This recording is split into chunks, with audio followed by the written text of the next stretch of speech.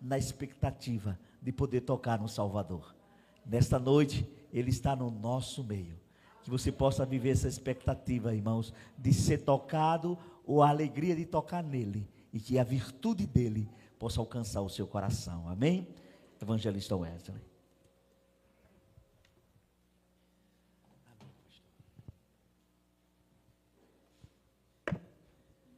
Glória a Deus, eu saúdo a igreja com a paz do Senhor, amém, irmãos?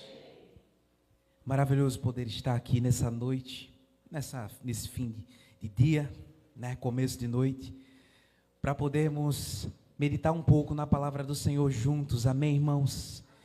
E estava essa semana orando e lendo a palavra do Senhor, e Deus me mostrou uma palavra no Evangelho de João, capítulo 6, e eu queria que a igreja abrisse nesse capítulo 6, amém?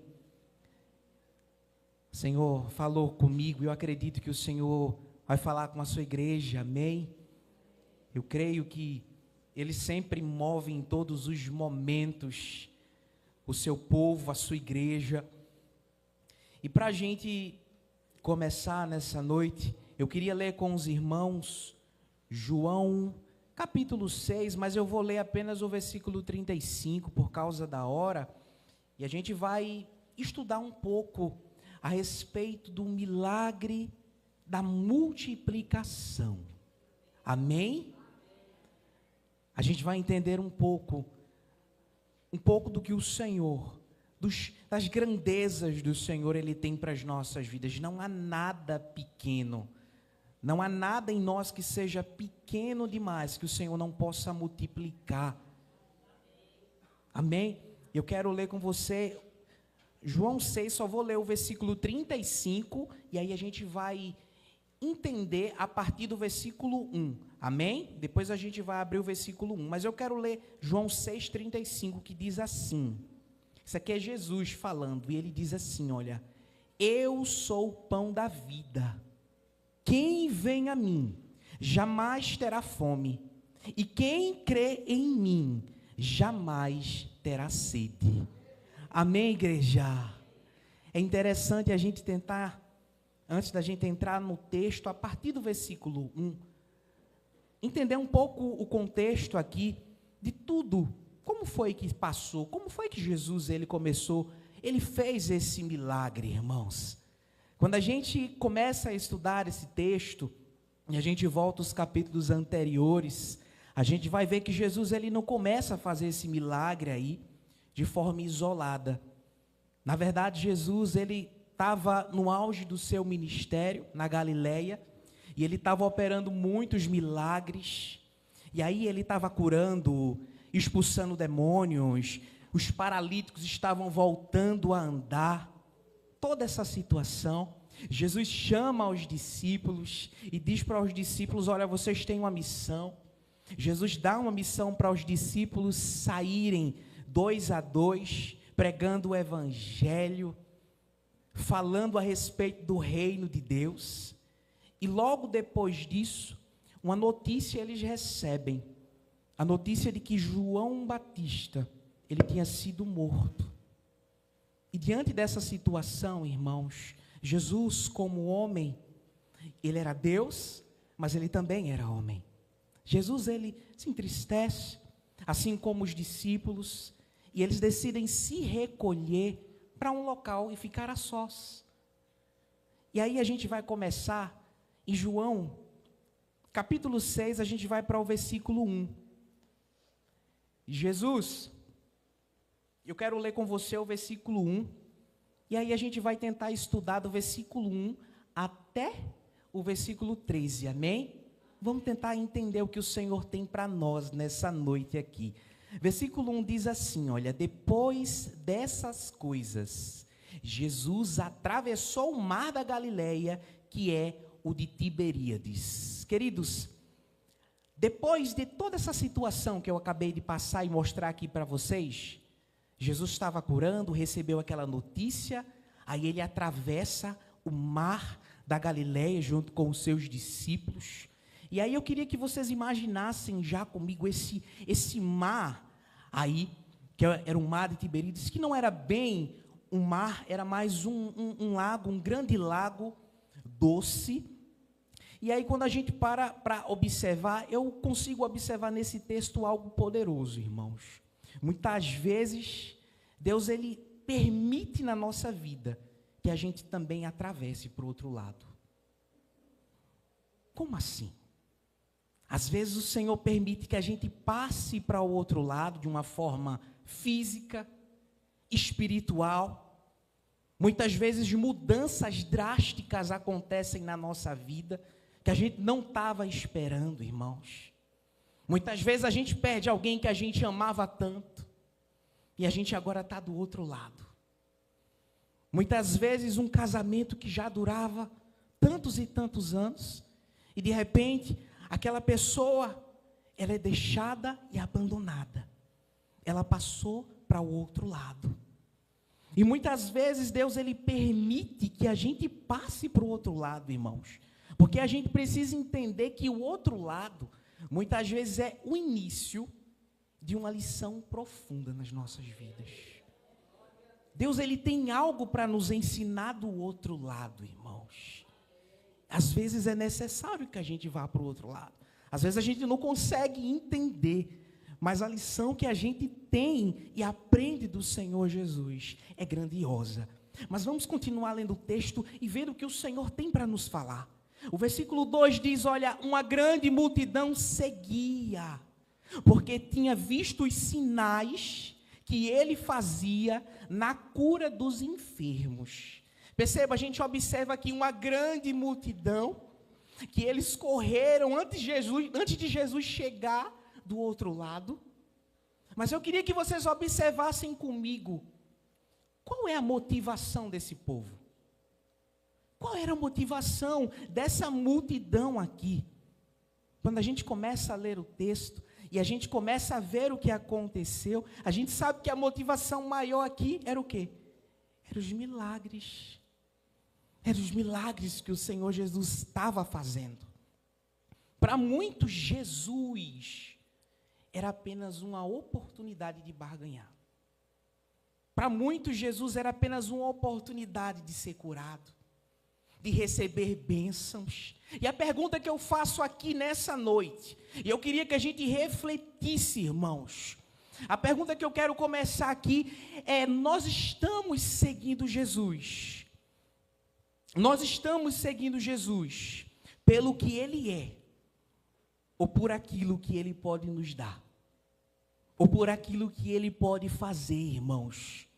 Porque você segue o Senhor Jesus? É porque o Senhor Jesus, Ele pode curar a sua vida? Você segue Jesus porque porque Ele abre portas de emprego, porque Ele resolve os problemas, ou porque Ele é o pão da vida? Ou porque Ele é digno de ser adorado, irmãos? Isso aqui é muito profundo, irmãos, porque muitas vezes a gente vê várias igrejas lotadas, e as pessoas vão em busca de quê? Muitas vezes atrás de milagres, atrás de bênçãos, irmãos. Eu preciso dizer e alertar para você, Deus, Ele faz tudo isso. Deus abençoa sim. Deus, Ele cura, Deus, Ele liberta. Mas eu quero que a gente entenda que se a nossa fome maior for por milagres, irmãos, a gente vai vir para a igreja, a gente vai sair vazio, irmãos.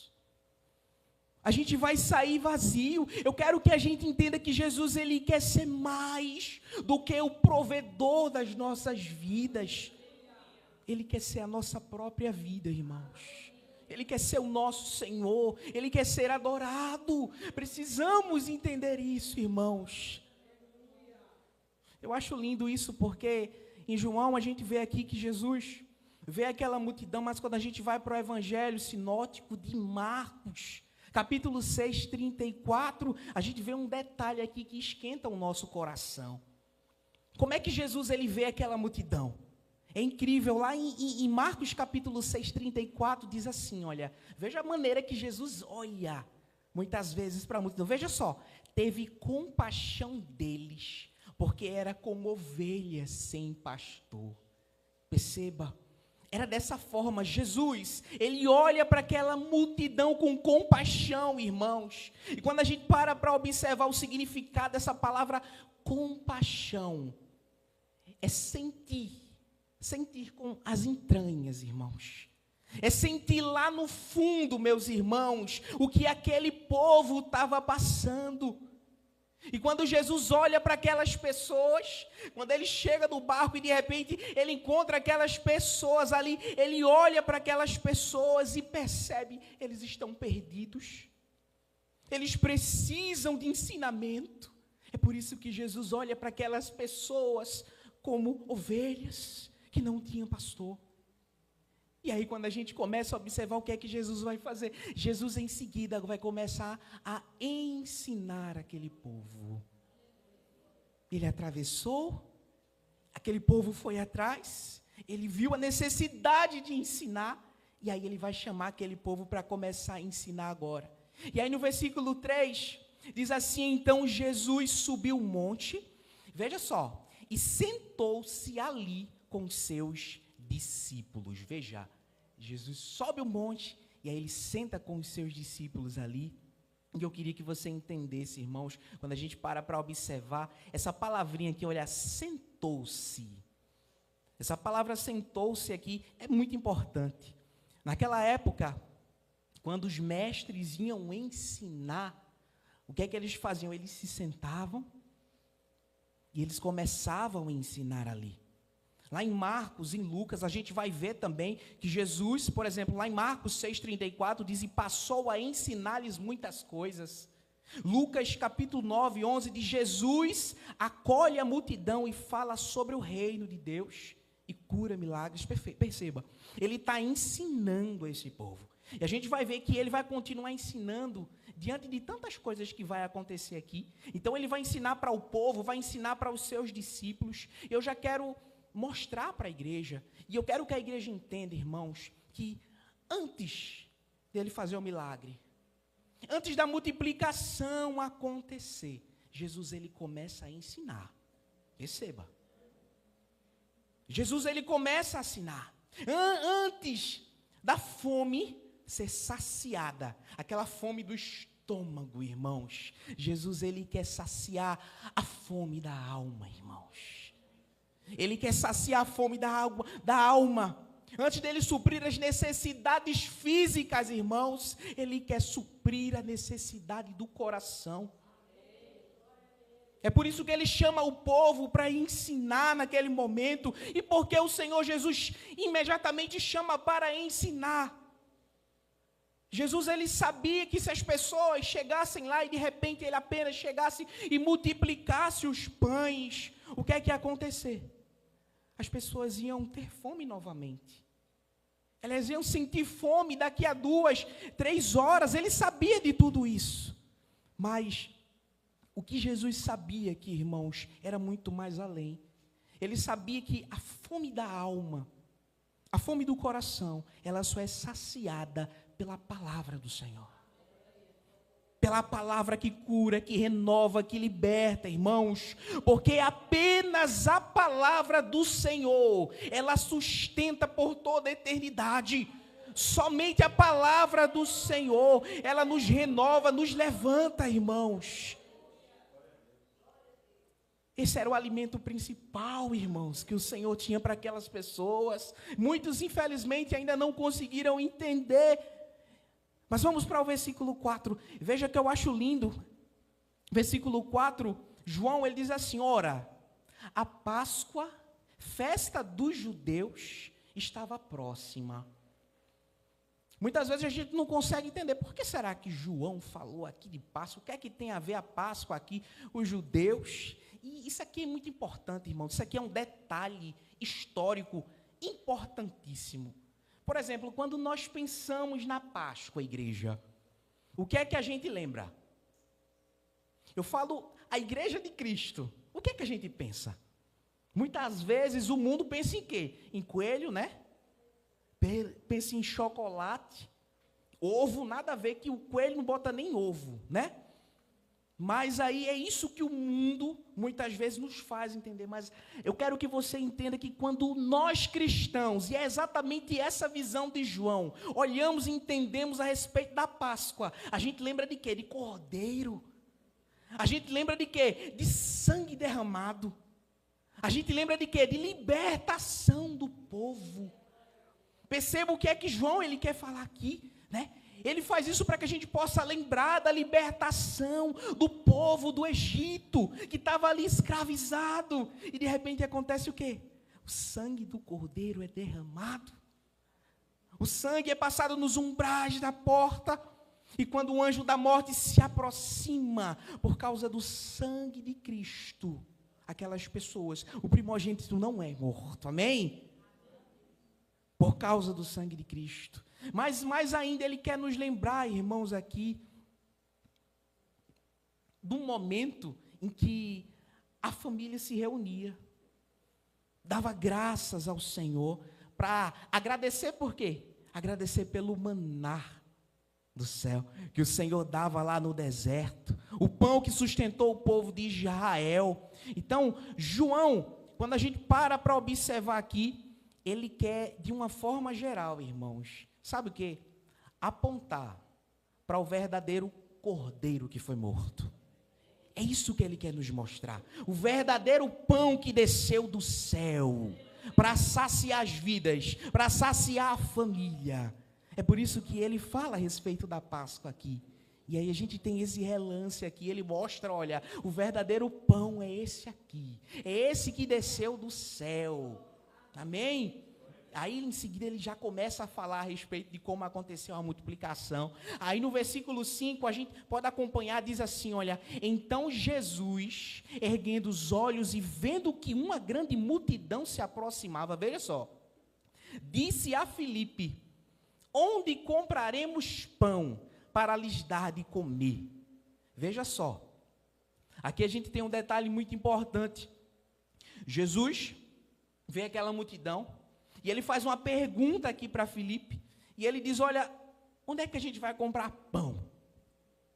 Ele pergunta isso aqui para Filipe, e eu quero dizer para você, se a gente olhar no versículo seguinte, a gente vai ver que Jesus ele sabia o que é que ele ia fazer. Amém? Jesus, ele sabia o que ia fazer. Mas aí a gente entende, por quê? Por que será que ele fez aquela pergunta para Filipe, irmãos? Por que, igreja? Sabe me responder?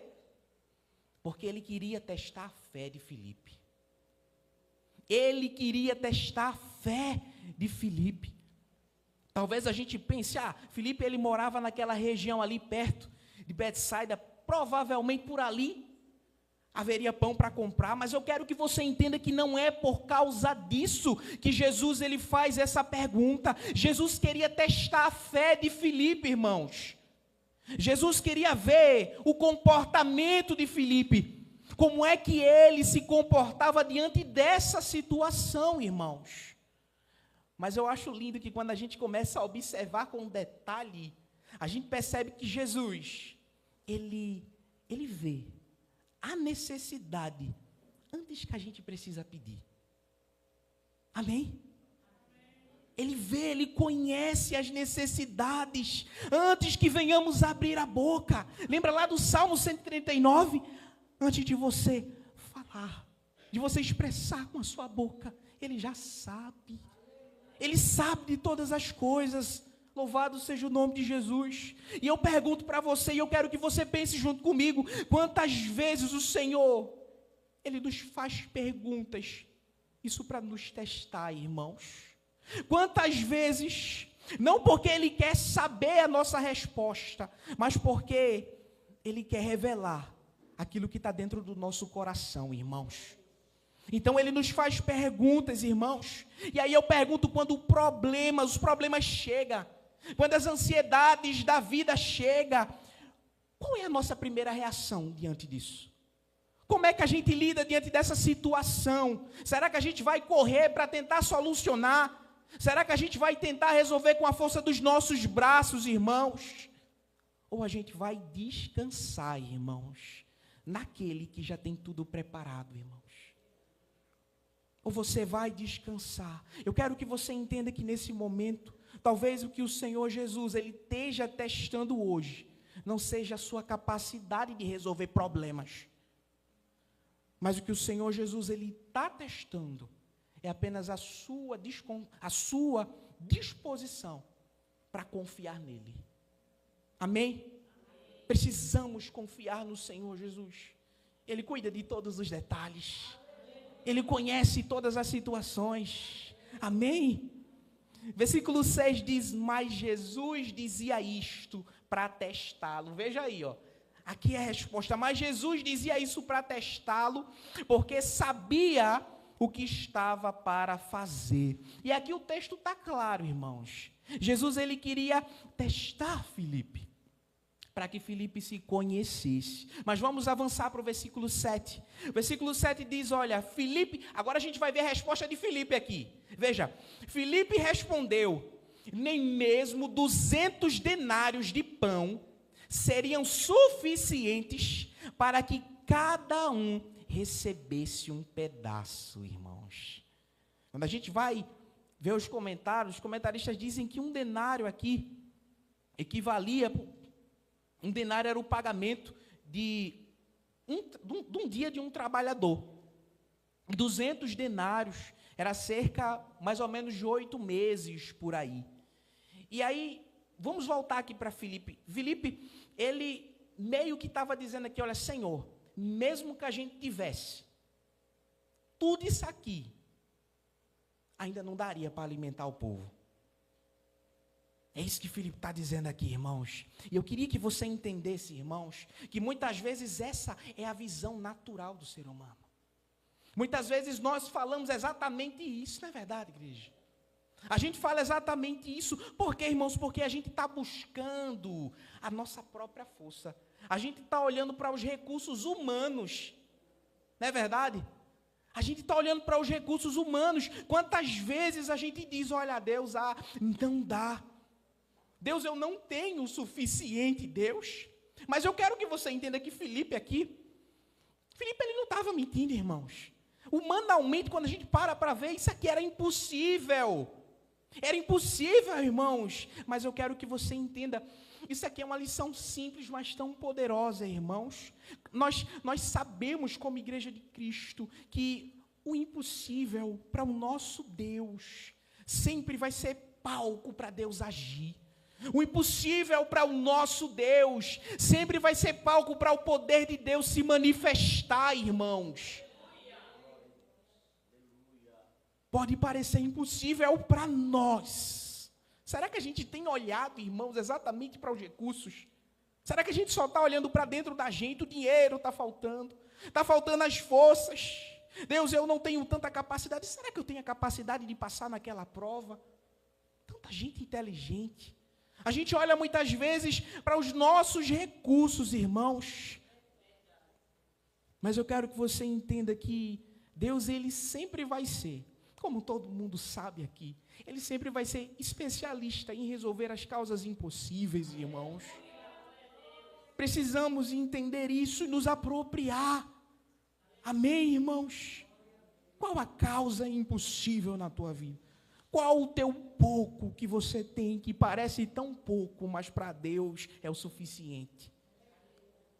Pare para pensar e refletir nisso. Vamos ler o versículo 8 e o versículo 9. Diz assim: um dos discípulos, chamado André, irmão de Simão Pedro, disse a Jesus: aqui está um menino que tem 5 pães de cevada e 2 peixinhos. Mas o que é isso para tanta gente, irmãos? Perceba, irmãos.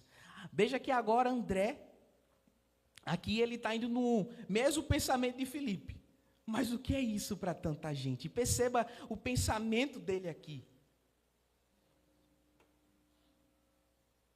Quando a gente para observar isso aqui, os 5 pães, o menino chega com 5 pãezinhos. Esses pães aqui era conhecido basicamente como os pães dos pobres. Os pobres comiam esse pãozinho, era muito simples, irmãos. E esses peixinhos aqui, eram aqueles peixinhos de conserva, que conservava dentro do vinagre. Não pense que era 2 peixinhos não, tá? Era peixinhos pequenininhos mesmo. 2 peixinhos dentro de um vinagre para conservar. Mas eu queria perguntar para você, isso aí, irmãos, era pouco? Isso era pouco, essa situação? Era pouco. 5 pães, 2 peixes? Era pouco, irmãos. Mas o que eu quero que você entenda aqui, que ainda que fosse pouco, era tudo o que ele tinha. Ainda que fosse pouco, era tudo o que ele tinha. Mas o que é que ele faz aqui, igreja? Ele entrega. Ele entrega tudo aquilo que ele tinha. E aí vamos voltar para André. André, ele olha e ele questiona, o que é isso para tanta gente? Perceba, eu volto a dizer, essa sempre vai ser, infelizmente, a visão do homem, irmãos. A lógica de André aqui, obrigado. Muitas vezes essa lógica de André aqui, ela é a lógica que acaba paralisando a gente, irmãos. Acaba nos paralisando. Nós olhamos para a nossa vida, nós olhamos para a nossa capacidade, nós olhamos para os nossos talentos, e a gente diz, Deus, o que é isso para a tua obra? O que é isso para a tua obra? Muitas vezes a gente olha para a gente e não consegue enxergar o suficiente. Não vai fazer a diferença, Deus. Eu prefiro que tal irmão faça isso. Talvez você olhe para o seu dom, ache que é tão pequeno. Talvez você olhe para o seu tempo e pense, eu não tenho tempo. O tempo que eu tenho é muito pouco para oferecer ao Senhor. Talvez você olhe para as suas falhas, para os seus erros, e você pense, Deus, Ele nunca vai me usar assim. Eu quero que você entenda, irmãos, que Deus ele não está procurando, irmãos, aqui em nós, a quantidade. Deus ele não está procurando a quantidade, não precisa ser muito não, irmãos. Mas o que Deus procura em nós é apenas a disposição para entregar. É a disposição para entregar para Ele. Ele não quer aquilo que você não tem, igreja. Ele quer aquilo que você tem, mesmo que seja tão pouquinho. Mas o que você precisa fazer é o quê? Entregar ao Senhor. O versículo 10 continua dizendo, Jesus disse, façam com que todos se assentem no chão.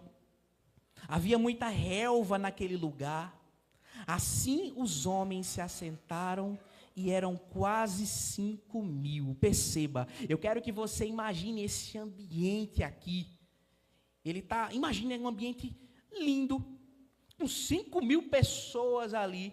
Quando a gente vai lá para Marcos capítulo 6, 39 e 34, diz assim, olha, então Jesus lhe ordenou que todos se assentassem em um grupo sobre a relva verde. Veja, imagina que ambiente lindo, sobre a relva verde, irmãos. Veja que ambiente lindo, isso aqui também indica que era primavera.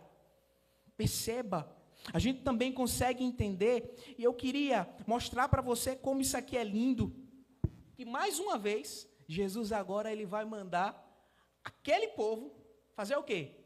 Se sentar. Jesus manda aquele povo se assentar, irmãos. Isso aqui já nos passa um outro entendimento. Quando a gente entende a respeito do que é sentar, irmãos, quando o Senhor nos pede, sentar é o quê? É descansar, irmãos. É descansar, é confiar. Por que descansar? Por que confiar? Quando a gente se assenta, por exemplo, para esperar a comida, a gente chega num restaurante, por exemplo, a gente chega, chama o garçom, pede a comida, a gente se senta, por quê? Porque a gente acredita e crê que a comida vai chegar, não é verdade? A comida ela vai chegar, a minha esposa quando ela faz no almoço, ela, amor, vem para a mesa, eu vou lá para a mesa lá, espero, eu estou na fé lá, eu estou crendo que vai chegar, amém? Vai chegar. E chega. Percebam, isso aqui, irmão, já nos mostra algo profundo, irmãos. Isso aqui a gente consegue enxergar o quê? A fé, irmãos, a confiança no Senhor. A confiança naquele que organiza tudo. Perceba, quando a gente vai lá, olha, para Marcos, Marcos 6,39 diz, então Jesus ordenou que todos assentassem em grupos. Veja, Jesus ordenou para que eles se assentassem em grupos. Perceba que a gente consegue ver aqui, irmãos, a ordem que Jesus está colocando. Jesus está colocando em um ambiente tranquilo, em um ambiente gostoso de sentar, confortável, irmãos. Perceba, a gente consegue ver o quanto o Senhor, Ele nos ama, o quanto Ele cuida de nós. Louvado seja o nome de Jesus. E aí, eu meditando nessa passagem, eu estava pensando que quantas vezes a gente quer um milagre. A gente quer que o milagre aconteça nas nossas vidas, mas a gente muitas vezes não quer ouvir o Senhor. Muitas vezes a gente quer que o milagre chegue, mas a gente não quer obedecer o Senhor, irmãos. A gente quer que o milagre chegue e a gente não quer confiar no Senhor. Louvado seja o nome de Jesus. Eu quero que você perceba aquela multidão ali, irmãos. Elas só receberam o pão porque elas se sentaram. Elas se sentaram para confiar. Antes de Deus agir, antes de Deus fazer aquilo que é impossível na tua vida, Ele está dizendo essa noite, nós precisamos sentar. Nós precisamos confiar, irmãos, naquele que cuida de todos os detalhes.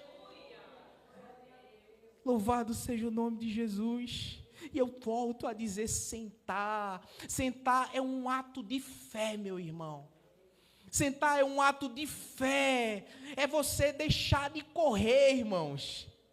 É você deixar de correr, é você abrir mão agora do controle. Louvado seja o nome de Jesus e dizer, Senhor, eu confio em Ti, eu confio nos Teus cuidados, porque o Senhor cuida de todos os detalhes, conhece a minha vida, conhece todas as situações. O Senhor, Ele ama cada um de nós e por conta disso, Ele jamais vai esquecer qualquer detalhe nas nossas vidas. Ele nos conhece, irmãos. Louvado seja o nome de Jesus. Vamos para o versículo 11. Então Jesus pegou os pães e, tendo dado graças, distribuiu-os entre eles. Veja que lindo. E também igualmente os peixes, tanto quanto queriam. Louvado seja o nome de Jesus. Perceba, irmãos, Jesus ele pega os pães e os peixes aqui, que estava na mão do menino. Era quantos pães? 5 pães e 2 peixinhos. E aí, antes de repartir aqui, o que é que ele faz? Jesus, ele levanta para o céu e ele dá graças, irmãos. Isso aqui era um costume naquela época, mas eu consigo observar aqui como um gesto de reconhecimento de onde é que tudo vem. Amém? Um gesto de reconhecimento de onde tudo vem, irmãos. É o céu, é agradecendo ao Senhor, aleluia. É quando nós agradecemos que a gente consegue abrir espaço para o milagre acontecer nas nossas vidas. Quando a gente aprende a ser grato, irmãos, no pouco. É bem pouquinho, mas o Senhor Jesus, Ele é o Deus que multiplica esse pouquinho, irmãos. Eu teria tantos testemunhos para dar a respeito daquilo que o Senhor já fez na minha vida, na vida da minha família, onde o Senhor, vendo os meus pais trabalhando na igreja, necessitados, e de repente eles se colocavam de joelhos e oravam a Deus, olha, a gente só está com essa fubinha aqui. E de repente, irmãos, quando menos esperava, irmãos, chegava uma feira, o Senhor enviava, o Senhor mandava, irmãos, louvado seja o nome de Jesus, porque a gratidão, nós te agradecemos apenas por essa fubinha aqui, e o Senhor Jesus mandava, e a fartura atingia aquele lá, louvado seja o nome de Jesus. Eu queria que você entendesse que eu não sei qual a tua situação. Eu não sei o que é que você está passando. Eu não sei o que você tem hoje. Pode parecer, e eu volto a falar, pode parecer que é muito limitado. Pode parecer que é muito pouco. E eu volto a dizer, pode ser pouco tempo que você acha que tem. Pode ser pouco tempo. Pode ser uma habilidade muito simples. Mas eu quero que você entenda, irmãos, e observe nessa passagem aqui, que Jesus, ele pega um pouquinho desse menino, e ele faz o quê? Ele reparte. Primeiro ele dá graças, irmãos, e aí ele começa a partir. E aí ele começa a partir. E aí ele começa a partir. E a gente vê que o milagre vai começar a acontecer aí, irmãos. Perceba, irmãos, o que eu quero que você entenda é que isso aqui é muito simples, irmãos, que o segredo de tudo isso aqui é a gente entregar nas mãos do Senhor Jesus. É nós entregarmos, pode ser muito pouco, mas Ele vai multiplicar, igreja. Não se esconda, não guarde. Não guarde aquilo que parece pouco na sua vida. Faça o quê? Ofereça ao Senhor, entregue ao Senhor, confie no Senhor, abra as mãos e veja o Senhor transformar tão pouco em fartura na sua vida, irmãos. E não só na sua vida, mas isso vai impactar as outras pessoas que estão do seu lado, irmãos. Tudo isso porque você entregou nas mãos daquele que tem todo o poder. Louvado seja o nome de Jesus. No versículo 12, continuamos lendo assim: e quando já estava satisfeitos, Jesus disse aos seus discípulos: recolham os pedaços que sobraram, para que nada se perca. Veja aqui que mesmo um milagre em abundância, que é o que a gente vê aqui, Jesus, ele mostra que ele não desperdiça nada, amém? Ele não desperdiça nada. Cada pedacinho que sobrou aqui tinha valor, irmãos. Amém? Louvado seja o nome. Mas vamos, no versículo 12, ele diz, olha, recolheram os pedaços que sobraram. Eu volto a dizer, o Senhor, ele mandou recolher esses pedaços, por quê? Porque ele se importa com os detalhes. Ele se importa com os detalhes, irmãos. Louvado seja o nome de Jesus. Versículo 13 diz, olha, assim, pois, o fizeram e encheram 12 cestos de pedaços dos 5 pães de cevada que sobraram, depois que todos tinham comido. Amém? Perceba que Jesus, ele providenciou tanto que o quê? Que acabou sobrando 12 cestos, irmãos. A provisão do Senhor foi tão grande que sobraram 12 cestos cheios de pedaço. Veja que lindo.